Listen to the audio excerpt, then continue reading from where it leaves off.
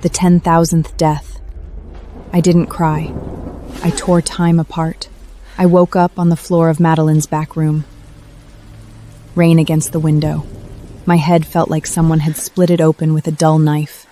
I sat up. The memories came in a flood. Not slow, a jaunt tidal wave of them. 10,000 wedding days, 10,000 white dresses, 10,000 times Sebastian kissed my shoulder before he put the knife in. 10,000 times Lila held my mouth shut and whispered, "Don't struggle, sister. You were never really important." I pressed my palm against the floor. Wood. Real wood. Not the loop. Not the hour before the death. Real.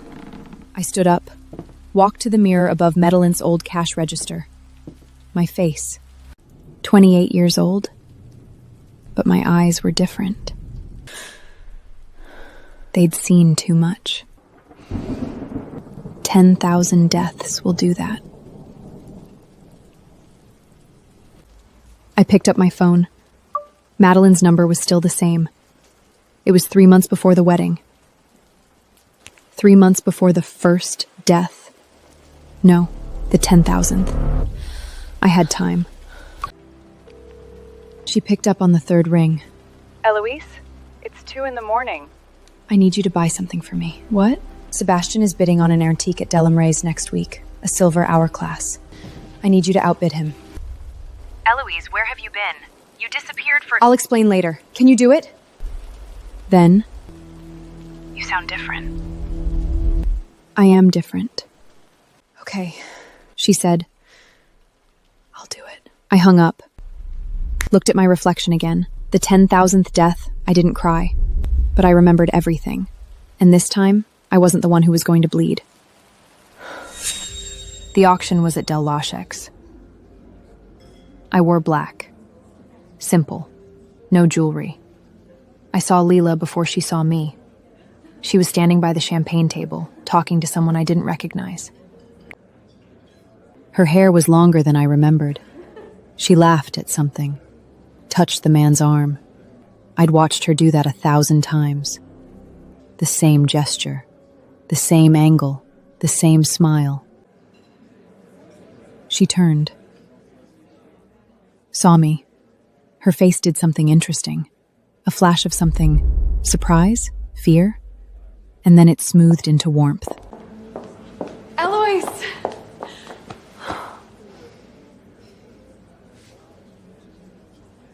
Oh my God, I've missed you so much. You look tired. Are you okay? I'm fine. You disappeared for weeks. Sebastian's been worried sick. Has he? She tilted her head. Concerned. Caring. The perfect performance. Then she leaned in. Her lips almost touched my ear. You really think he's been waiting for you? I didn't move. She pulled back. Smiled again. I'm just glad you're safe. The auction started. The hourglass came up. Madeline bid from the back. I watched Sebastian's face when he lost. A tiny flicker of confusion, then control. Lila did. She was watching me from across the room. Her smile was smaller now. I walked out. Caleb was standing across the street. I didn't know his name yet. I just knew he was looking at me. The way you look at something that shouldn't exist. I kept walking. He found me at the shop the next day. Madeline was in the back. I was alone at the front counter, pretending to inventory old books. The bell above the door rang. He was tall, dark coat, hands in his pockets. His eyes were the color of storm clouds. Not gray, not blue, something in between that shifted when he moved. Your timeline is wrong. No hello, no introduction, just that. I put the book down. Excuse me? You're not supposed to be here. I live here. He walked closer, didn't touch anything. just looked at me. You've been in a loop, a time loop. You got out.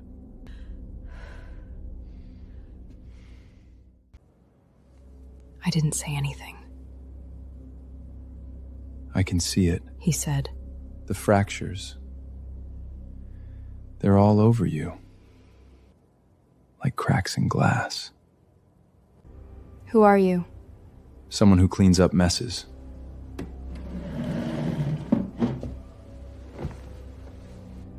I felt the rupture 3 days ago. Came to see what caused it. And what'd you find? You. We looked at each other. I'm not here to save you, but you do need someone to watch your timeline.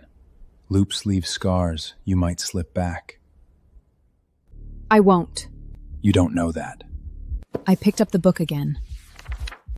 I've died 10,000 times. I think I know what I'm capable of. He was quiet for a moment. 10,000? Then, I didn't answer. He stood up, walked to the door, paused. I'm Caleb. I'll be around, he said. The door closed. The bell rang. Madeline came out of the back. Who was that? I don't know yet. He was looking at you like he'd seen a ghost. I opened the book. Didn't read it. Maybe he has. The first death. I was 26. Sebastian had been my apprentice for 3 years. I'd taught him everything. I thought I loved him. The wedding was small. Family only. I wore my mother's dress. Lace, long sleeves. Sebastian came up behind me while I was looking in the mirror, kissed my shoulder. You look beautiful. Thank you. I'll always love you. I know. I saw Lila in the reflection. She was standing in the doorway, holding something behind her back. I thought it was flowers. Sebastian's arms were around my waist, his lips on my neck. The knife went in under my ribs. I didn't understand at first. I looked down, saw the handle, saw my blood spreading across the white lace. I tried to scream. Lila was there. "Don't struggle, sister," she whispered. "You were never really important." I watched my own eyes in the mirror, watched the light go out, then darkness. Then waking up. Same room, same dress, same mirror. Sebastian behind me. You look beautiful. I tried to run. The knife was faster. The 10,000th time I didn't try to run. I looked at Lila in the mirror. I remember.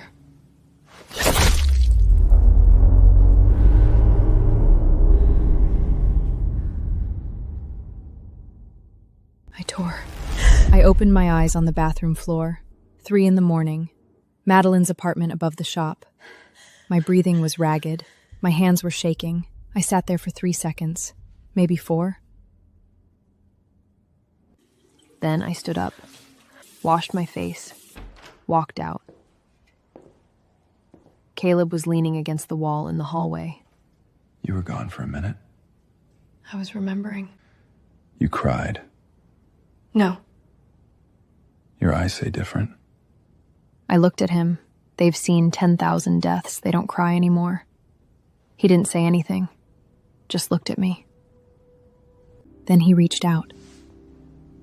His fingers touched my wrist. Light. Barely there. I didn't pull away. I started with the money. Sebastian had been siphoning from the Duran accounts for 2 years. I knew because I'd seen the receipts in the loop. Every time he thought I was asleep, he'd make calls. Every time he thought I wasn't paying attention, he'd sign things. I went to Madeline first. I need the records. Everything from the last 3 years.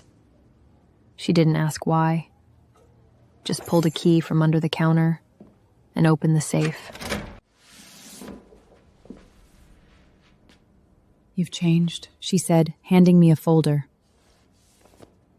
No. I just stopped pretending. Then I went to Remy. He ran the Creole side of things. Black suits, quiet money. He'd done business with my grandmother. I met him at a bar on Bourbon Street. He was drinking whiskey. I sat down across from him. There's a shipment coming in next Tuesday. The feds know about it. If you move it to Wednesday, you'll keep it. He looked at me over his glass. How do you know that?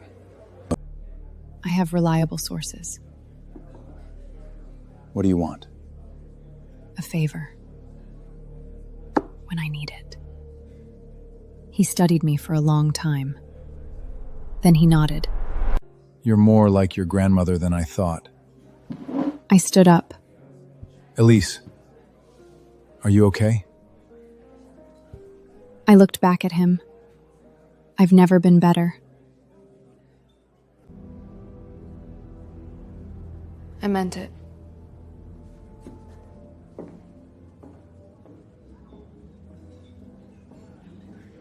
Sebastian called me. 3 days later. We need to talk. He said. His voice was warm, concerned. The voice he used when he wanted me to trust him. Okay. Come to the house. I'll make dinner. I went.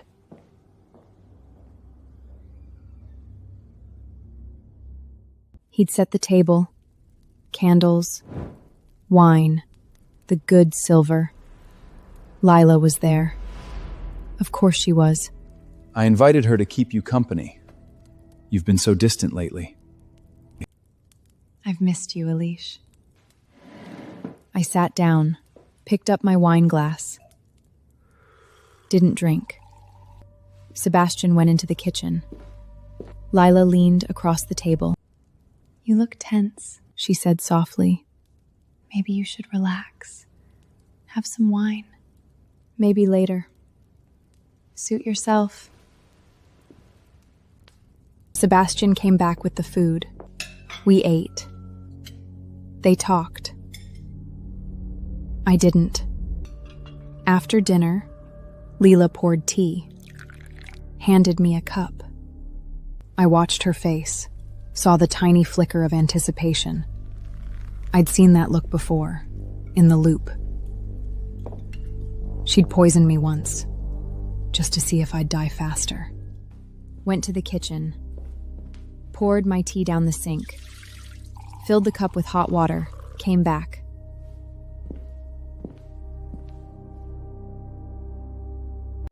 Lila was watching me. Everything okay? Fine. The tea was just a little strong.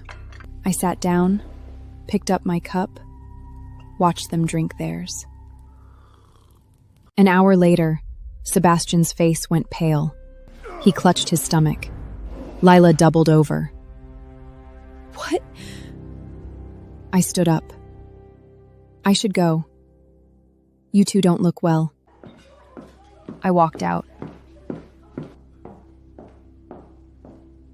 My phone buzzed at midnight. A text from Madeline. Heard Sebastian and Lila both got food poisoning. Bad. I turned off the screen.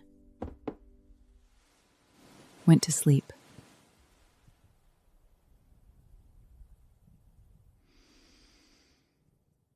Three weeks later, the bathroom floor again. 4 a.m. I'd been having the dreams. Not memories. The actual loop. I'd wake up with the knife still in my ribs, with Lila's hand over my mouth, with her voice in my ear. You were never really important. I sat on the cold tile, my back against the tub, My breathing went raggy. Fast. Too fast. I put my hand on my chest, felt my heart hammering. 3 seconds. That's all I gave myself. Then I stood up, washed my face, opened the door. Caleb was in the hallway again. You're still here. I said I'd be around. It's 4 a.m. You weren't sleeping. I leaned against the doorframe.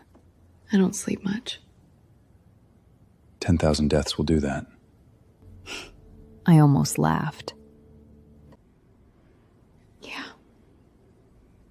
He didn't move. Just stood there, hands in his pockets. You don't have to do this alone. I've done it alone for 10,000 loops. That doesn't mean you should keep doing it. I looked at him, really looked. The storm cloud eyes, the quiet, the way he didn't try to fix me. I'm not planning to be healthy. I'm planning to win. Those aren't the same thing. I know.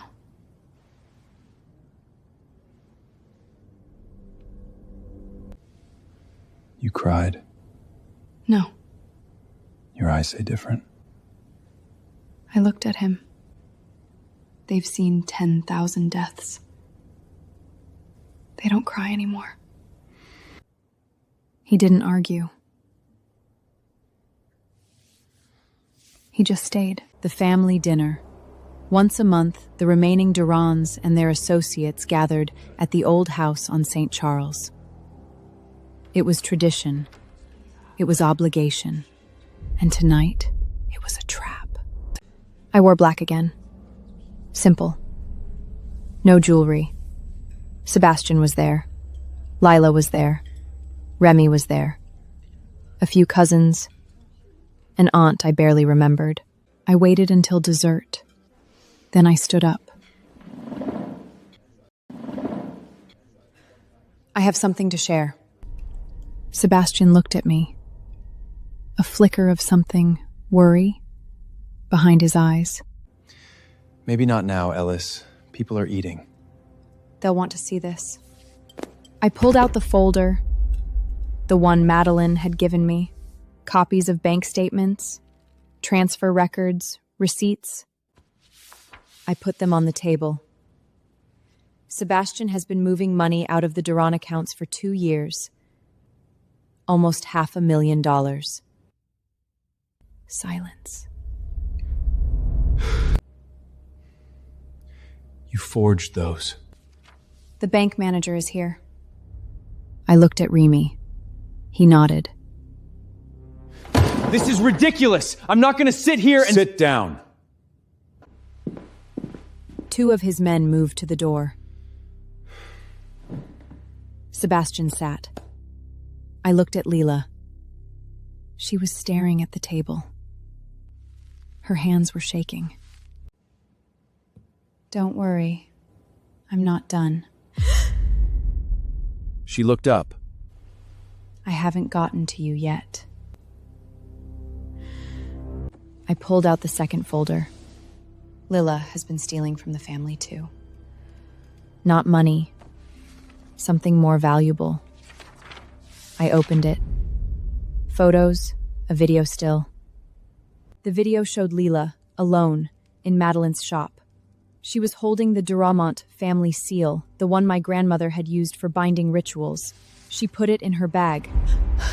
That's not— It's you, alone. No one else in the frame. I wasn't there. You can't blame me for this. She looked at Sebastian. You told me to— I never told you to steal anything.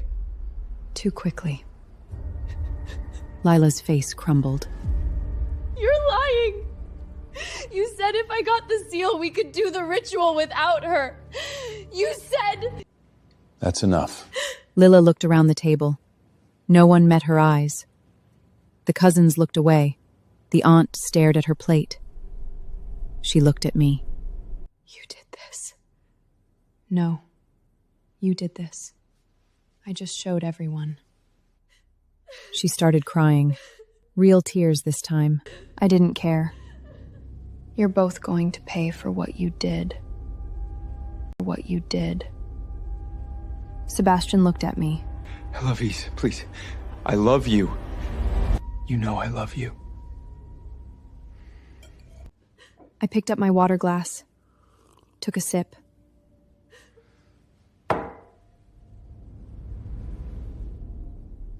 You don't love me. You just don't want to lose. He tried the ritual anyway. 3 nights later, the old house, the basement where my grandmother used to work. I knew he would. I'd seen him try it 100 times in the loop. He was predictable. That was his weakness. I walked in alone. He had the circle drawn. The candles lit. Lila was there, tied to a chair. He'd decided she was a liability. Ellis, He said, you came. "You knew I would." I don't want to hurt you. "Yes, you do. You always have." He stepped toward me. I can fix this. We can do the ritual together. You and me. We can share the power. "I don't want to share anything with you." His face changed. The warmth dropped away. I saw what he really was. What I'd refused to see for 3 years. A man who wanted what I had, who thought he deserved it, who would do anything to take it. Then I'll take it. He said. He started the incantation. I walked into the center of the circle. He stopped. What are you doing? "You think you're controlling time?" I said. "Time is my oldest friend." I raised my hands. The candles flickered. The circle pulsed. Sebastian's face went white.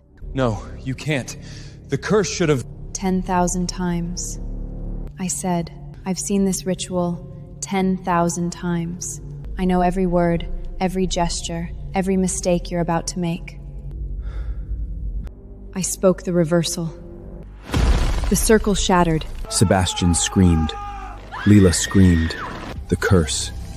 The hourglass. Ripped out of them both. I felt it tear through me too.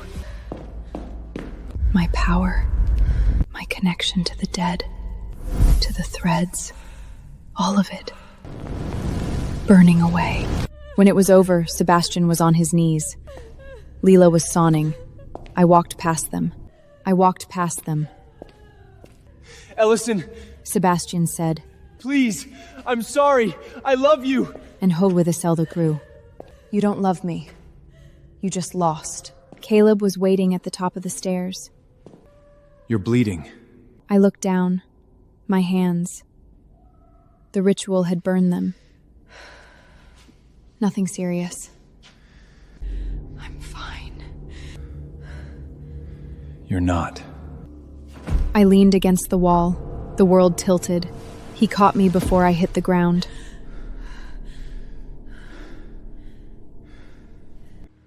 I woke up in Madeline's spare room. 3 days later. I'd slept for most of it. Madeline was sitting in a chair by the window. She looked old. Worried. "You almost died," she said. "I've died before." "That's not funny." I wasn't joking. She stood up, came to the bed. "Your power. It's gone, isn't it?" I looked at my hands. The burns had healed, but I couldn't feel the threads anymore. Couldn't hear the dead. Couldn't see the future. Most of it. Was it worth it? I thought about Sebastian on his knees, Lila sobbing, the look on their faces when the circle shattered. They won't hurt anyone again. Yes. It was worth it. Caleb came in. He was holding coffee, handed me a cup. Your timeline is still unstable. I know. You could slip back. I won't. You don't know that. I took a sip of coffee. It was hot, bitter, real. Then I'll deal with it if it happens. He sat down on the edge of the bed. You lost a lot. I know. Do you miss it? I looked out the window. New Orleans. Rain again. I'll miss not having to wait for red lights. But walking is fine. He almost smiled. 3 months later. Spring. I opened a bookstore in the French Quarter, not an antique shop. Just a bookstore. Small, 1 room. A cat that showed up one day and decided to stay. I named it Midnight Rose Books because I wasn't afraid of who I used to be. Caleb came by most days. He'd sit in the corner by the window and read. I gave him a key last week. He didn't say anything, just put it in his pocket. Today it was raining. I was sitting by the window, drinking coffee, watching the water run down the glass. The bell above the door rang. Caleb came in, shook out his umbrella, hung it on the rack. Timeline stable. I know. How do you know? I looked out the window, at the rain, at the people hurrying past. At the street I'd walked 1,000 times because I stopped counting the days, he said. He sat down across from me. Are you happy? I thought about it. I'm drinking coffee. It's raining. No one's trying to kill me. I looked at him. That's enough. He nodded. Didn't say anything else. The rain kept falling. Outside, the sign on the door said open. Inside, the cat was asleep on a stack of poetry books. Caleb opened his book. I finished my coffee. The world kept moving, and for the first time in 10,000 deaths, I wasn't waiting for the knife. I was just here. This time, time was finally on my side.